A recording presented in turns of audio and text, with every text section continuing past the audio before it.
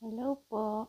Update ko lang kayo as of now, March 7. Wala po. Tahimik pa rin dito sa amin. Yan. Katunayan kagabi nag-party-party pa sila. Yan.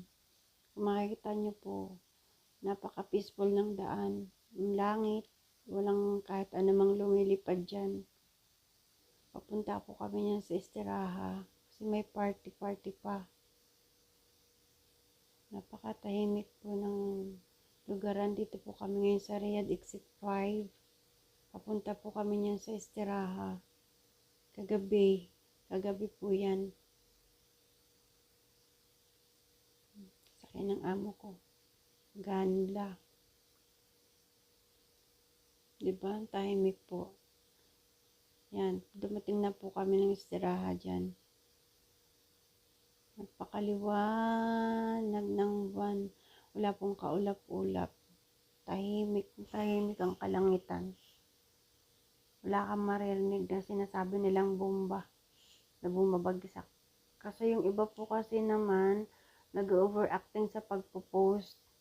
Ewan ko kung saan sila kumukuha ng mga edit-edit na yan.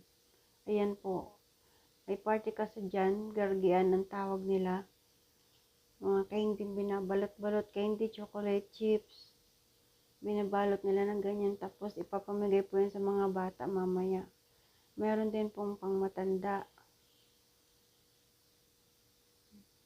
Anong oras na? Mga 11 na yan dyan. Naka-ready lang siya. Maya-maya ipapamigay na yan. Napaka-peaceful po, diba? Walang kung ano-anong lumilipad sa kalangitan.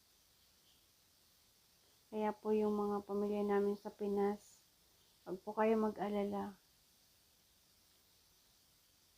Tahimik po dito sa amin. Yung iba po kasi hindi nila ini-specify kung saan bansa sila. Kung saan sa bansang Saudi. Malawak naman po kasi ang Saudi. Ayan mga kaibigan ko, busy sa Marites. Yan lang po. Magandang umaga.